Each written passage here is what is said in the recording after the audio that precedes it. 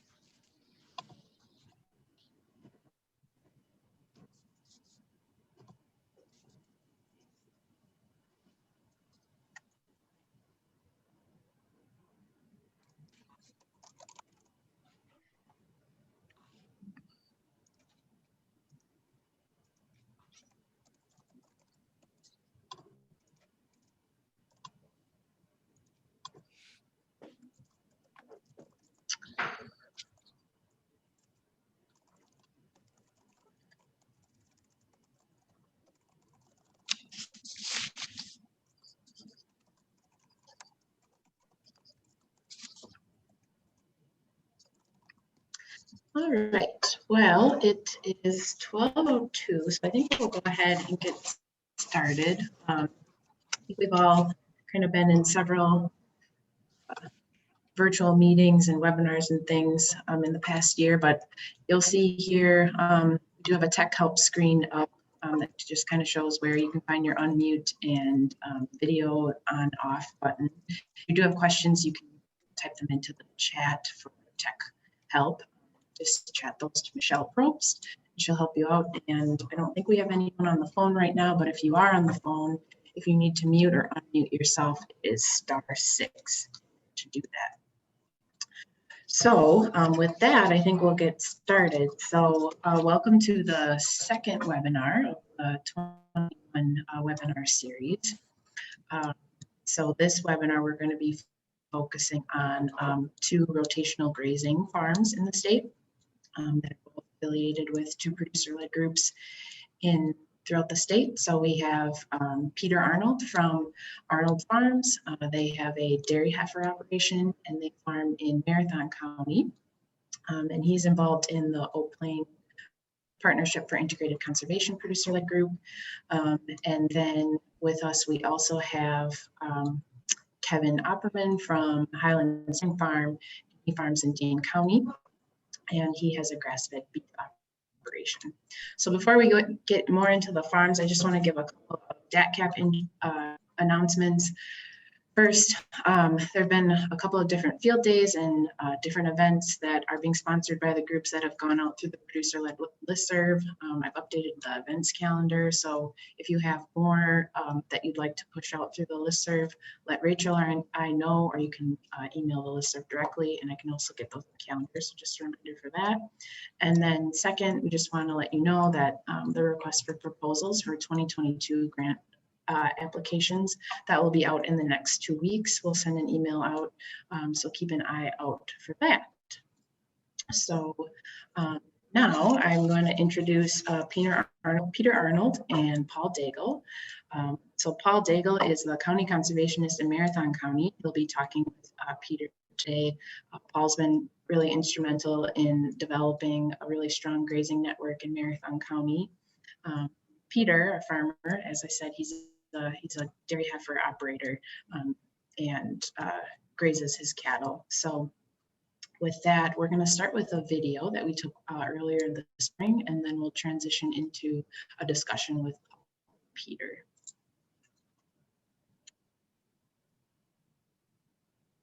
Well-managed pastures.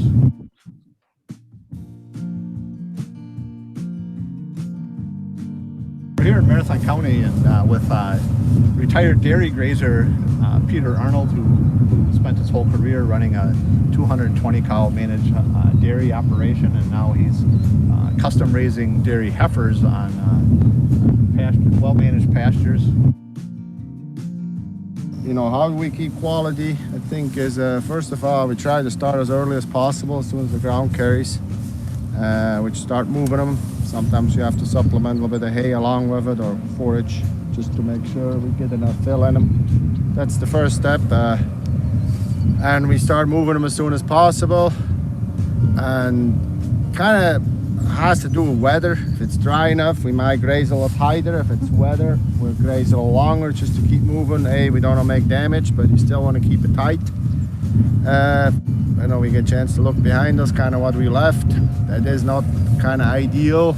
Maybe it's a little more than we usually do, leaf residue, but anyway, you kind of see here, we can come back here 3 weeks later and still have a good feed quality back for our heifers.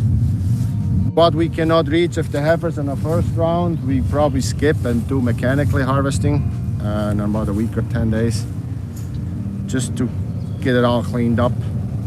We do some clipping if we need to, especially if we run into some weed issues. Usually we shouldn't have to, especially with heifers. We can tighten them down. We take our first crop off, sometimes here in June. Sometimes we come in and take some second crop off in July, but pretty much nothing off the 1st of August we can. Off the 1st of August we let it grow. We try to get as many acres as possible to grow then. Anything beyond there we can stockpile. And that's when we really start metering it out and make sure we can make it as far as possible. If the weather is good, if it's not too wet, we can tighten it down. Granted, our rotation of course starts lengthening then. You know, when we get to the August, September time frame, we're running 6 to 8 weeks because we just let it grow. Sure. We can stockpile this now. If we would be milking cows, that would be a different story. I'm talking mainly heifers here. Early spring if we got available, otherwise in July we'll use SO4 and we add boron to it. And I found that really helps with the legumes. You got the sulfur and the boron is short-lived. So we like to top dress that. That gives it another kickstart, especially the late summer. Helps with the rust. When you come in with the sulfur, it kind of suppresses it, I guess. We got pretty good luck with that. Bare ground, I mean, you got winter kill. The bottom, obviously it floods out, ice. Like last fall, we were running in a stretch in October where we had that early snowfall. Couldn't get the water out there. We plucked up some pasture. There's about 15 acres on the other side of the hill. We knew come spring we got to work with it. So that's the places we're going to be doing that. We don't want bare soil. Ideal is 1/3 of the farm, but some springs you get out here and you got over half the farm, you got big holes. Well, we got to fill them. Bare dirt, what's going to happen? We get weed, less production. So we got bare soil, we come in a seed, either we use ryegrass or a festolium and mix in about 8 pounds of red clover, maybe a pound of white. We got to put something in it, you know, something they like. Ryegrass is easy to establish, comes fast. What I like about the ryegrass, Italian, it's kind of creeps in the early spring, summer, where I call it the quackgrass, is aggressive. Quackgrass starts slowing down, ryegrass starts taking off, and actually them two mix pretty good. We had really good luck with it. Not too expensive and good quality. And the good thing is the Italian ryegrass, it doesn't want to go dormant in the fall. So as soon as you get over that 32 degrees, it still grows. It's almost like a rye. Depends kind of what my time and ground condition. If it's wet, I want to move them daily. If it's a little drier, ground carry is good. We can go by every 2 days. Why would we move them more when it's wet? Because the chances are they're going to damage an area, so they're going to come back in the same place. That got 2 days to damage the same area. So this way we can keep ahead, less damage. We can control easier how much, you know, the refusal we got. If it's drier, we maybe can go every 2 days. Late in the fall, maybe 3-4 days. We can make the breaks bigger. Bottom line is it grows fast. We move it more often because I feel like this time of year what we can grow in one day takes us a week in October. So if we got regrowth, we're going to regraze right away.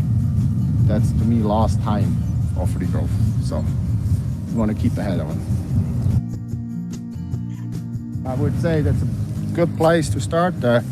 Set yourself up a training area. For example, when we had the dairy farm, we had a smaller area. We had 6 wires in it. Was pretty bulletproof, so you turn them out, they stay there, you gotta learn the fence. After a while, you'll use the poly wire in and just get them used to it. They're gonna get spooked a few times, they get zapped, And from there on, they get to learn to move. When the wire gets moved, to respect the wire. And then you can do pretty much anything with it. And, you know, I always feel like the day you don't have to scrape or haul feed to them, I mean, that's a win. And there's so many acres around the farm, that type of animal is actually a perfect fit. On our old farm, we had like 50 acres, I call it, some of the lower land. But I always felt like it was on our more profitable acres because we never had to fertilize it. We never had to seed it, and every spring it came. But we had to manage it. It was some wetter spots, drier spots, time of year, how moist there was and all that good stuff. We kind of had to manage to it, but I always felt like we grew a fairly inexpensive heifer and a healthy heifer.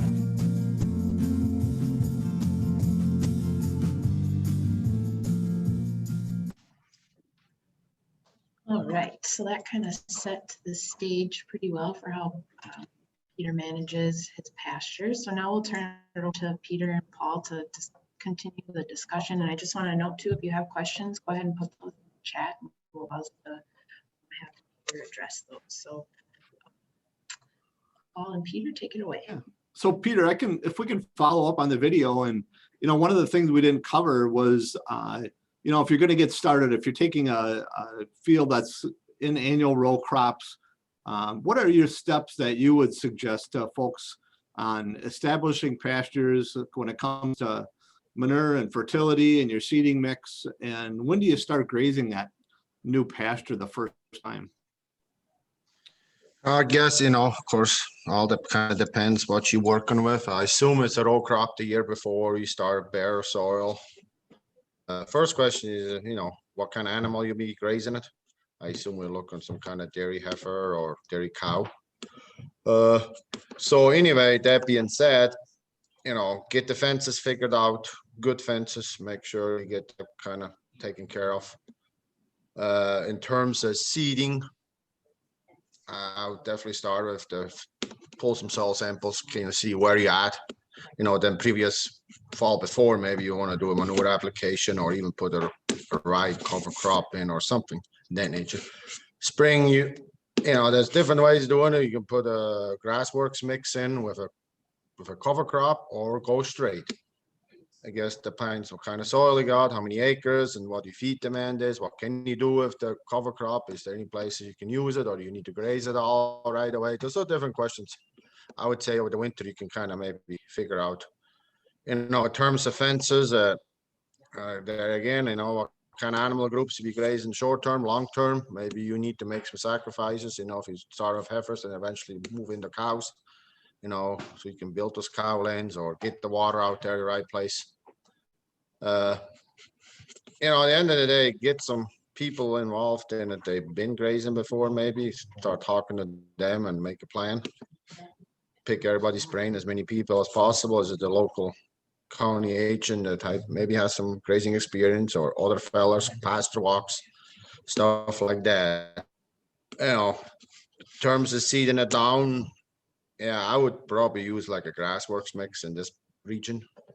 That works fairly good. Has been proved high quality, so you can use it even milk cows, heifers, even heifers. There you go. So anyway, I would start with that to get not too carried away here, but you know, fences. See, maybe you can get some cost sharing done from seeding to fencing and water line. Kind of get that figured out, maybe. I'm just kind of make a plan. I guess that'd be my thinking.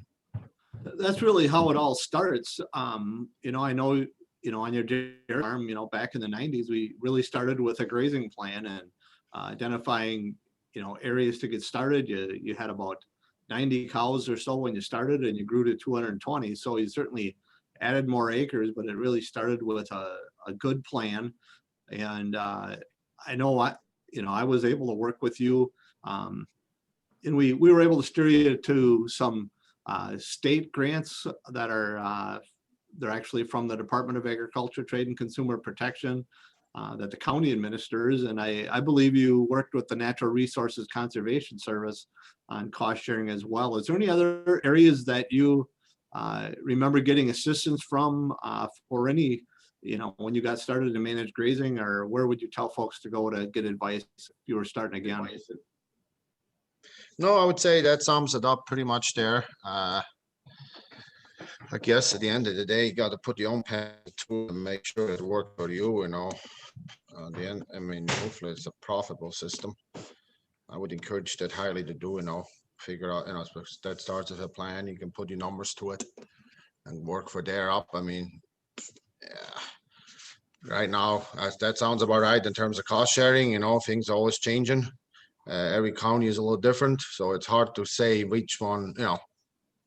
But I think the biggest thing is you want to start have a plan, and most likely the plan will change. Don't you worry about it. I would almost say you're not doing it right if you don't change anything. Yeah. You know, challenge yourself enough.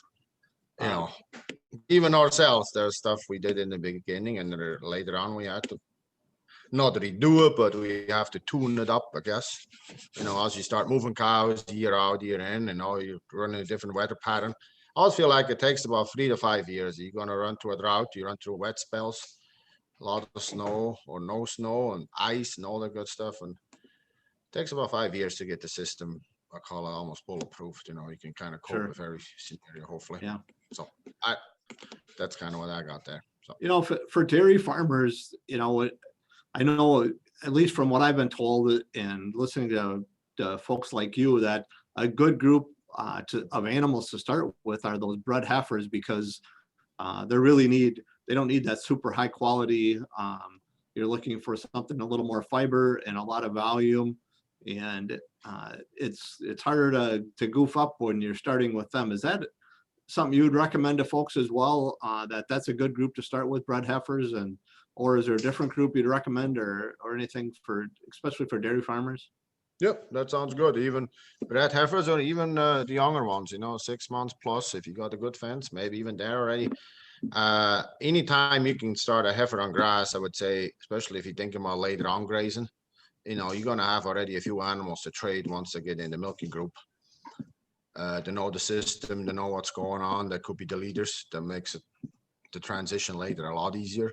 Plus, the heifers helps you really. You can start setting up that sward in the pasture. You know, the new seeding, you can take it to the next step, because at the end of the day, you put the new seeding down this year, you hit the 2 to 3 year mark. From then on, that's when you're really going to find out what kind of management you got and where you need to tune it.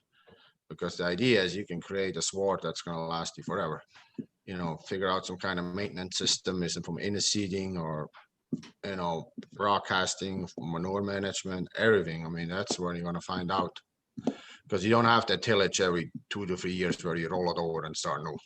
Sure. So that's when it really feel like that's when you find out what works and doesn't work. So anyway, the heifers will be perfect. You can kind of helps you get that 3 to 5 year, you know, get jumped across there, get some learning curves down. And if mistakes happens, like you said, Paul, it's not quite as expensive as the milk tank. Hopefully gets you enough time to correct it. You know, heifers body scoring and stuff like that, you can catch it pretty quick if something is not perfect, and hopefully can kind of catch up again with that, and losses shouldn't be bad.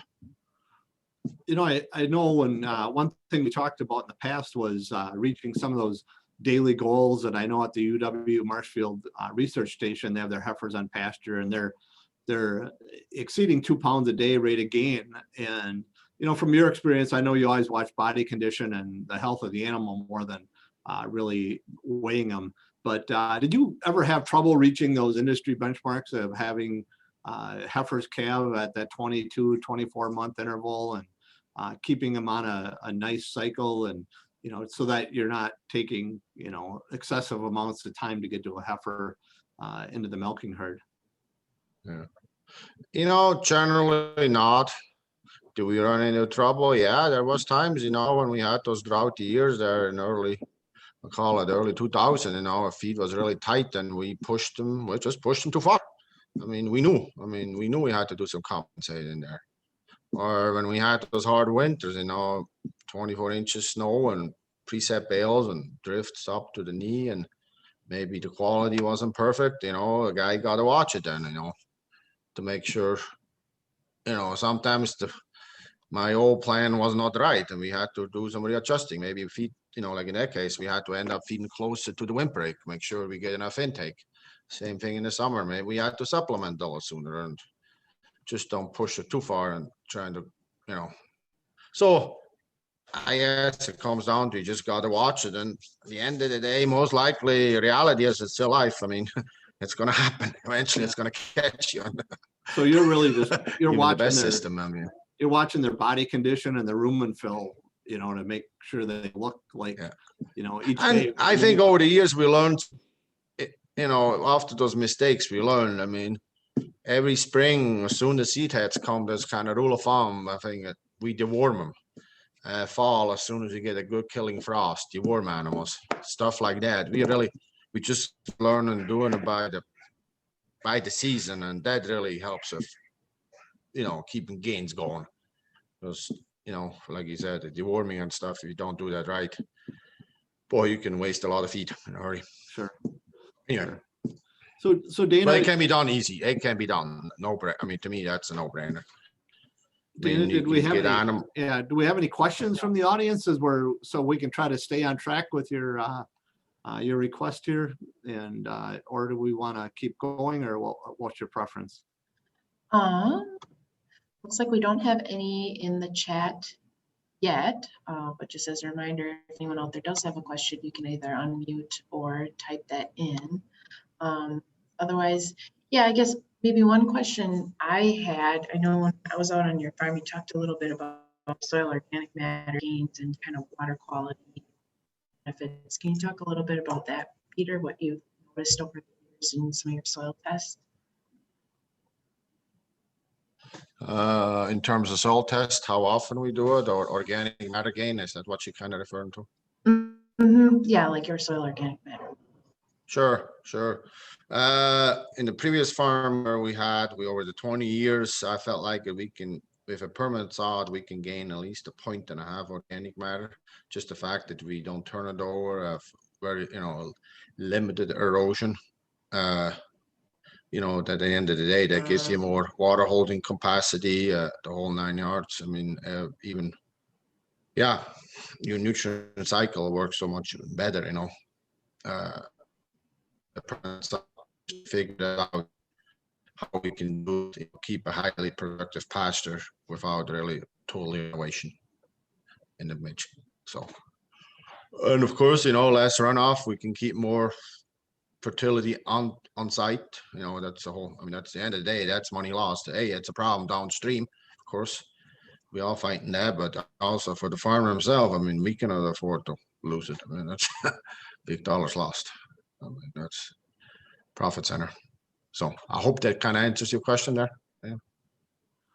Dana, that's one area that I really think that is overlooked, is all those ecosystem benefits that managed grazing offers. And from my observations and readings, we're reducing phosphorus runoff by less than 1 pound per acre, and the sediment can be measured in pounds per acre rather than tons.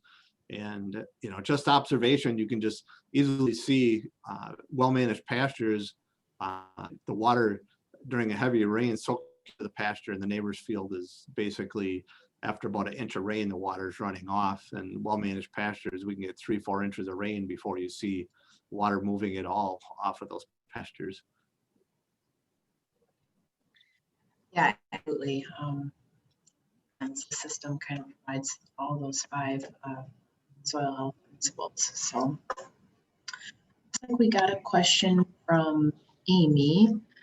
Would you please tell us how you manage the wet pastures? How did you keep the forage palatable in wet areas? Cattle don't like eating sedges and brushes. I assume you're talking about lower laying areas and stuff like that, if I'm not mistaken. Yeah. Hit it early in the spring. When it's still greening up. If it's dry enough, rotate them, graze it tight. Usually, places like this, we cannot mechanically work, so you got to do with the cow. Maybe there'll be a time you just got to, if the rotation is if you're up in a different place in the rotation, if the time is right, you just got to come back to those areas and graze them tight. Hopefully that's not 100% your total forage production. So if it, like in our case, it's maybe 25%. So we got a lot of flexibility. If the weather is right, if the forage is right, we can jump in there, graze it tight. come back as needed. So that's how we do that. Worst case scenario, we did it before. We might, if it really gets bad, we might outwinter for a little bit there, just in case to suppress something. If that needs to be done, that's another option. Yeah, there's different ways we can do that. I hope that kind of answered the question there. Yeah, I think so. Okay, well then I just have one more question for you, Paul, and Peter, feel free to jump in, but I just want to touch on that Marathon County has such a strong grazing network in the state. So can you talk a little bit about how either a county or a group of farmers maybe might get started with starting a grazing network like that? Just some words of advice on that. Yeah, so our network, it's really started out and probably still is kind of a loose knit network of farmers and ag professionals that, gather usually once a month, a farm that's either starting out and wants to share some of their experiences and actually look for some advice from participants, or otherwise, seasoned veterans like Peter that want to, share what they've learned over the years. And really I see our role as land conservation people at a pasture walk as being that catalyst for getting farmers together and learning from each other. And I think it's important to make sure your host farm is able to highlight the things that are successful and unsuccessful and point them out. And really our role is to try to sometime moderate those discussions and keep them going, and remind that farmer of things they've observed on their farm, if you're speaking in front of a crowd and things like that. But we've kept going, and then the bottom line is when we get folks interested in managed grazing, we have always have had a grazing specialist here for the last 25 years that can come out to that new farm and help plan where the fences should be in the water lines and lanes, and what to plant, based on the soil types and also the livestock species. And that's really where that one-on-one technicalist has come into play. And we really stick with that farmer for 2 years so that he or she can develop those managed grazing skills. And we really plan to meet with them every 2 to 3 weeks during the grazing season to walk pastures and decide where animals are going, to really give them the confidence they need and develop those grazing skills. So after a couple of years, they can take off like Peter was talking about. And that's been a huge benefit. It's the number one, when we survey our new grazers, number one thing they like is that ability to, have someone they can rely on that has expertise in it, and don't take that lightly. It's, it probably took me 3 years of following successful grazers around and learning from Tom Cadwell how to manage pastures, and Bill Kalaji does that for us now, and he has a herd of his own, and so he's got hands-on experience, and he also gets on all of these farms that are doing a great job and learns from them as well and shares those experiences. Great, awesome. Okay, well, I think we're going to switch over to the other farm. Thank you so much, Paul and Peter, and they're going to stay on until the end in case there are more questions that come up. So next, we're gonna zoom on down to Dane County with Chelsea Zegler, Marie Reboyne, and Kevin Opperman. So Marie Reboyne is the conservation specialist with Dane County Land Conservation, and Chelsea Zegler is the ag educator for Dane County. Both of these ladies have a wealth of knowledge of perennial pastures and rotational grazing management. And they're going to be talking with Kevin with Highland Cattle Farm. Kevin and Keely with their young family graze between 60 and 200 head of beef cattle pastures. It's a combination of long-term permanent pastures, some recently converted row crop land, and then they have some agreements on tenure grazing lands. So with that, so just note, we just plugged in the website to Kevin's farm if you're interested in learning more about this farm beyond this webinar and the different products that he offers. So get away out there in the field. All right, thanks, Dana. So that was a great introduction. We're a newly funded watershed group called the BFFs, or Biological Farmer Friends, and we're in the southern Yahara area. And we really pride ourselves on the diversity of the operations we have, and we really try to promote experimentation and farm demonstration to promote that peer-to-peer learning. So you already gave an introduction of Kevin's farm. Anything else you wanted to add, Kevin? Or No, I think that pretty much covers it. The only thing I'd add is that we direct market all of our beef. So we raise about 160 to 180 head at any given time on our farm, and we direct market 60 plus steers a year to restaurants via farmers markets or on-farm store, and then we also do some wholesale bulk beef, quarters, halves, wholes, that sort of thing. But we're spread out across 4 different pastures and manage about 200 plus or minus acres of pasture. Some of it has been permanent pasture for the last 100 years. Some of it was converted in 2017 and 2019. And then we also do a grazing project with the DNR on some public lands. So a little bit of a variety in terms of our pastures as well. Great, thanks. Okay, so what else let's see. We've got questions. Oh wait, I've got questions. so it's halfway through the year now, but let's go back a few months to spring. People worry sometimes about, when do I put out? Is it a week early? Is it a week late? Do you want to kind of describe your thought process, what that looks like? I could tell you all the official answers as to when we do it, but the reality is we pretty much do it when we run out of hay. That's a primary driving factor. That if we have enough hay, we'll wait as long as we can. But I would say it's roughly somewhere the 2nd to 4th week of April.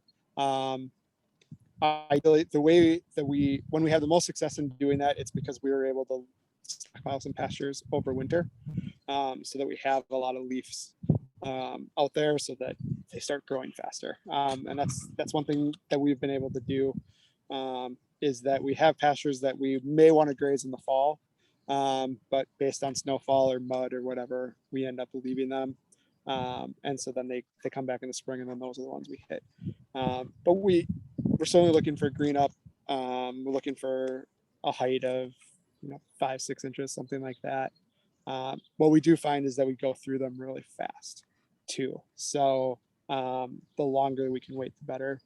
But we do kind of make that decision of, do we really want to buy another load of hay now, or do we think we're good? The other factor that we think about is we have a fair amount of wooded pastures, or oak savannas or something like that we're trying to restore and beat back some of the invasive brush. And so we're more than happy to hit those harder than we would our good, quote unquote, good pastures. And so we'll feed some bales out there, but then force the cattle to really clean that up, and then try to hit some of that early flowering, early leaf brush as well, to try to beat back some of that. Have you ever grazed cover crops in the spring? We do that as well. We don't do a lot of cash crops, but we do about 20 plus or minus acres of direct market sweet corn. And so in the after sweet corn season is harvested, we plant a rye and sometimes a few other things in those covers, and then we can graze that. And so we'll both graze those fields that we planted in the previous fall, and then as well as before we start planting, we'll graze those. And those fields will hit really, really hard, and just let them take it down as far as possible, down to the dirt, and sort of use the cattle as our way of killing off some of those plants, so that we can so we don't have to do as much herbicide or don't have as big of a mass there that we have to deal with when we start planting sweet corn. What's the strategy on like choosing to put them on permanent pasture first versus the cover crops? Or we'll almost always use cover crops first, especially the cover crops in fields that we're going to plant that following year. We try to save those cover crops that were planted in the fall of the previous year for last, because typically, based on at least on our experience, there's just not a lot of growth yet. We haven't seen that 6, 8, 10 inches of dry growth in early April that others may see, just based on our timing. So we'll typically hit the pasture or the cover crops that where we're going to plant sweet corn. Then we'll go into some permanent pastures, and then we'll hit the newly seeded cover crops. Okay.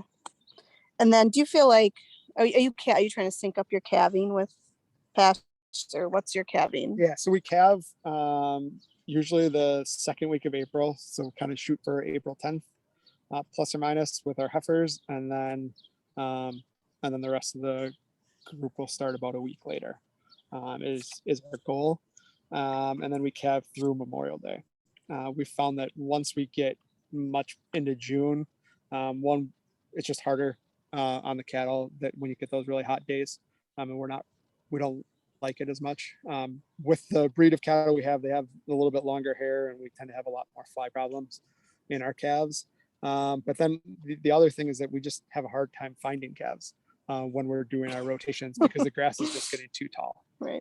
So we like to calve when the grass is 6 to 8, 10 inches tall rather than 2 feet tall. Okay. Those calves are much better at hiding, and so we rotate daily. We find that we forget calves sometimes, and especially depending on their rotations, it's a little more complicated. Okay. All right. Maybe do we want to get into like when and how you decide to cut a pasture for hay, or what that looks like? Sure. So we, depending on the pasture and the ability to get equipment in there, we try to cut once every 3 years or so, at least once, to do kind of a reset of weeds. Particularly, we're trying to kill off our thistles and our burdock. Those are the two that we seem to struggle with the most. And so we'll rotate which pastures we take that hay cutting off of, depending on the year, and depends on the farm as well. Typically, when we are first establishing a pasture and converting it from row crops, we'll take that first cutting. So we'll plant in spring. We'll take at least one hay cutting off, if not two, and that before we start grazing, to allow those roots and those plants to establish a little bit more rather than pasturing right away. But then, so maybe in this field that we're in now, we took a hay cutting off of it last year, so we probably won't do it again for 2 or 3 more years. Well, and then just this morning we were talking, so we're sitting in a pasture that was established, we figured 2017. So we're in year 4.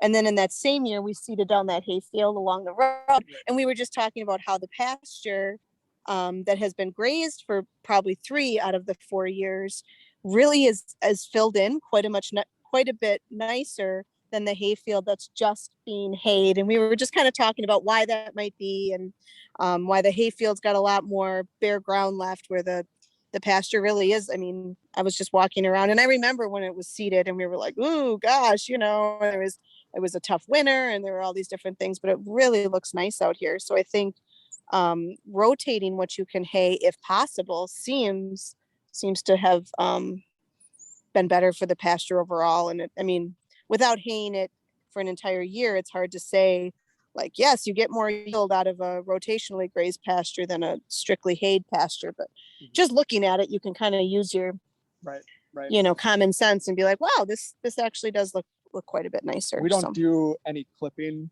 of our pasture, or very rarely do we do clipping of our pastures after cattle come through. So in those areas that they don't graze, you'll see little tufts of seed heads or whatnot. But it's pretty rare that we'll come through and graze or clip after every pasture move. It's just we don't have the equipment or the time to do it. So I think haying kind of helps us in that regard.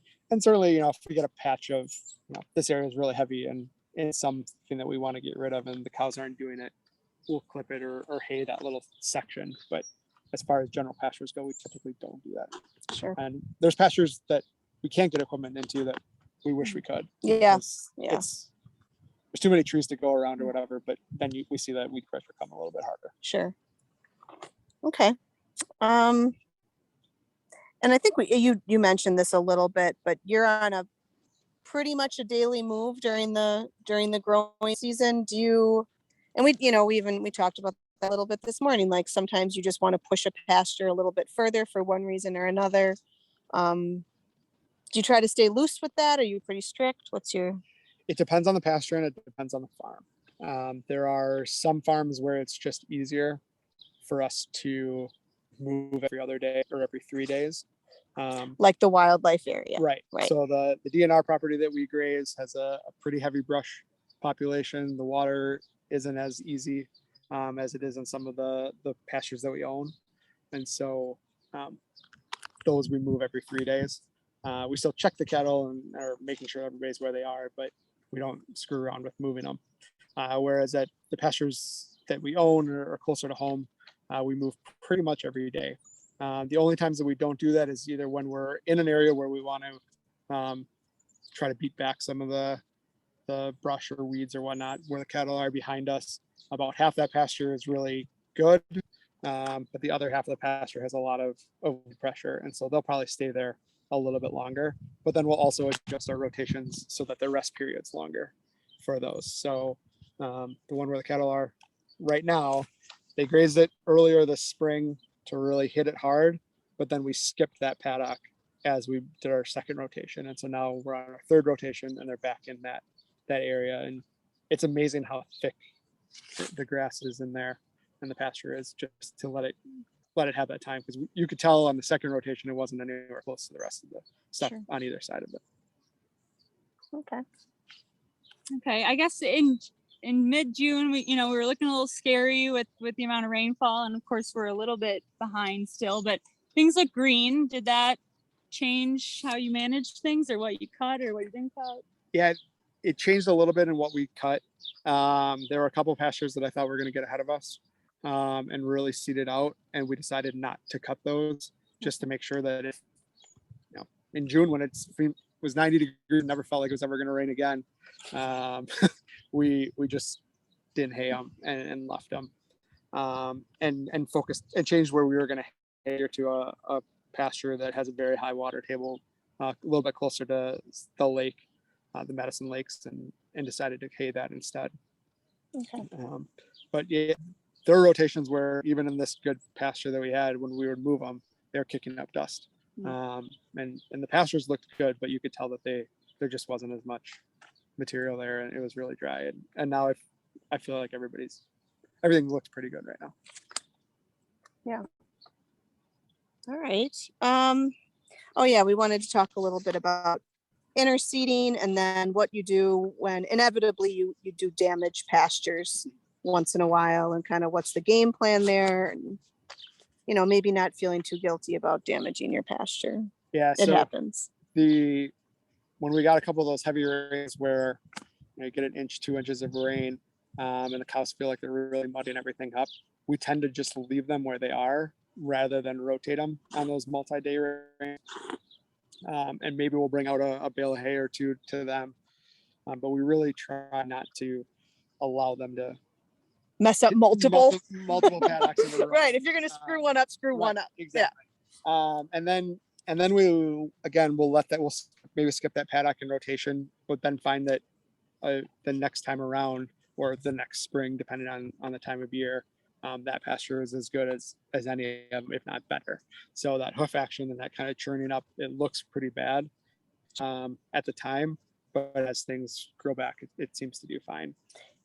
When do you choose to, when do you choose to be like, I just got to get some seed in the ground? Is there any, or specific, I know you got a new drill, and do you think maybe you'd put in some annuals, or what do you think? We've occasionally drilled some annuals in. For our winter feeding, we tend to do bale grazing, where we just set out bales in particular pastures that we think need a little bit of help. Primarily, those pastures are the ones that are well established, did not come out of crop rotation, and it's harder to get haying equipment into. So we'll use bales to kind of do the disruption in the winter, and then feed out, and then we'll try to plant into some of those hay rings. Okay. Where the bales or the hoof action really tore stuff up, to see if some of those either summer annuals or some permanent grass. But just times where we just kind of need an acre or two to empty out the drill, we'll run them through the pastures, and sure, if it works, great, and if it doesn't, that's fine too. Right. Okay. All right, I'll give Kevin for a little bit. You might not call yourself this, but maybe you're like the queen of government programs. You've worked for a lot of different agencies. That sounds like wow. Yeah, I'm a welfare queen, but for government, no. I'm just Okay, so talk about. Oh, yeah, I think something could be helpful. Yeah, so I think I'm a big proponent of over the years. So I worked for NRCS for about 10 years, and I've been with Dane County for almost, gosh, maybe 5. I can't remember, 4 or 5. The point being, I've been able to administer quite a few government programs, and I really, over all this time, I've really just, the lesson I've taken home is like not to. I'm very cautious. I think it's really good to use some of these programs, but sometimes it's better not to. And so I've always tried to help producers and landowners and farmers kind of navigate the best way to use these programs, when to use them, and really when not to use them is almost, if not more important than when to use them, because you can really get yourself stuck having to play too many games. And I think where I see the struggle is when we get into, I'd say, more of our non-conventional, unconventional situations where people are really creative, like a lot of these grazing farmers, and we get into people really utilizing cover crops and planting green and doing all this stuff. It doesn't always fit. And that doesn't mean that it's too bad, because I sometimes think that because it doesn't fit our traditional cost share systems, maybe people aren't as apt to go the direction that really makes the most sense for them. So I think sometimes it takes, and Kevin, you've done it. We've used some equip here, but sometimes it's like, no, I think I'm just going to do this one on my own. But then if it's a no-brainer, yeah, we'll go down that road. So I think it's really important to find someone, if you're a farmer or a landowner, making sure that you're doing what you want to do, and you're not doing what a program is gonna steer you in that direction. I think when the program fits, use it, but if it doesn't, don't. Right. I think for us, we've used programs for fencing. We've used programs for water lines. We built the fences where we wanted to, and we put the water lines more or less what we wanted to do. And I just think that made our experience so much better, because we knew all we were doing is more or less getting a check and asking some help. Yeah, but and for maybe the most part, right. we kind of were dictating or trying to figure out so that it was set up the way that we wanted to do it. And again, dealing with different landowners and landlords and whatnot. But then having those resources to be able to figure out what size pipe we wanted to put in, right. or here are some other people that have installed a fence, and take a look at theirs. Yeah. And now we've shown off our fence to others. Yeah, or if it's like if Kevin was like, I want the fence here, but Equip won't pay for a fence here, that doesn't mean you don't put a fence there. Exactly. You still put the fence there, and we just cost share the things we can. I think it's just important that people don't get caught up in the box, because you got to do stuff the way that makes sense for your farm, and just because the program is there doesn't mean it's worth using. Yep, absolutely. Yeah. Great. I think we're still maybe okay on time. Dana, correct me if I'm wrong. I guess the last, or maybe one of the last things is, other than the geniuses Marie and I, Kevin, who have you learned from? What has been useful? Biggest learning curve? I don't know. Any insights? Where do you get your info? Where do we get our? I think attending pasture walks, and just being able to see, certainly what they're talking about, but it's just kind of observing everything else that goes on there. And right. Yes, of course, our Watershed group is fantastic. But we had last fall we had a get together or whatever, talking about different seed rates or something or other. But then afterwards we went out and drove around and looked at a couple of different pastures, and interseeding stuff that we may or may not be able to implement. So those types of things, just that kind of farmer to farmer education. And so whether it's farmer to farmer in my neighborhood or in my watershed, or farmer to farmer that I pull something up on YouTube, those are the primary places where we get our information. You go to Grassworks. Yep, and then we go to the Grassworks conference as well. And there's some books and whatnot of people like Jim Garish that I found very helpful and very useful and use as a reference guide all the time. Cool. Are there any questions, Dana, or we can keep rambling? I don't see any in the chat right now, but I would like to ask Marie and Chelsea and Kevin to jump in. But similar question that I asked Paul, just in how to develop and leverage a network that kind of helps support these or contribute to the success of a beginning grazer. A lot of great county. So anything to add there from what Paul had talked about. Okay. How to build a network. Yeah. Producers. It's interesting. For a little while, and Dana, you cut out there, so hopefully you guys can hear us okay.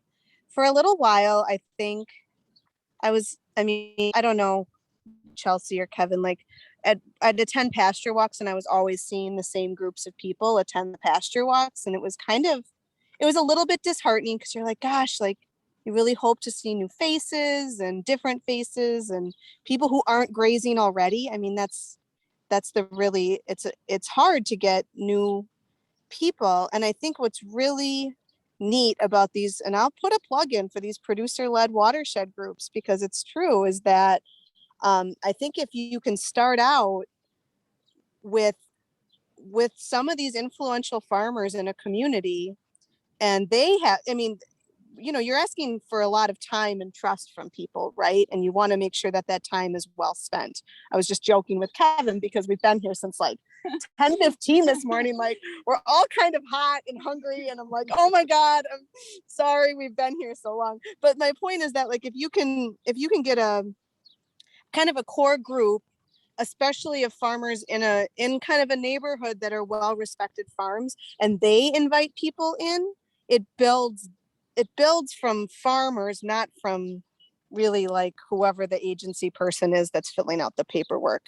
And so I think with the group we have, which was really nice, is this group has kind of been going for several years, just not formally. It was kind of one of those things where we would just do these little meetings in someone's shed because someone had a question, or we wanted to bring in someone from a seed company or whatever it was. And we thought, oh, well, if so-and-so is going to come, why don't we just invite, and it would be like 10 or 12 people. So it kind of just started up with the farmers inviting their neighbors who they thought would be interested, as opposed to us like sending out emails or postcards or something that just never seems to work super well, in my opinion. And so what's been neat is it is quite a diverse group. I mean, we've got grain and cattle and big and small. And so I think starting with a trusted group is really pretty key to these. Yeah. I think, you always joke food helps, but food helps. And the right food. God, don't serve cold sandwiches, you guys. Hot lunch. But I think you did you made like some conscious decisions of, finding leaders in the community and reading relationships well and things like that. Yeah, you can't just invite everyone to one person's shop because there's all these community dynamics. And so once like what I spend a lot of time asking certain farmers, like, who should I invite and who's going to, and it's not that you don't want to invite everyone, but you want to create a welcoming, and you have to be careful. You can't set out, it's not a shotgun approach. Because there's a lot of community dynamics and small town dynamics, and just being conscious of those. Maybe patience pays off too. I think, now Marie's phone rings off the hook of everyone's neighbors, but I'm sure it didn't start that way. Right. So. Right. Awesome. Well, it looks like we have a quieter group today. I'm not seeing any questions. Does anyone wanted to just unmute? Pause for a moment in case anyone wanted to do that if they had something they wanted to ask.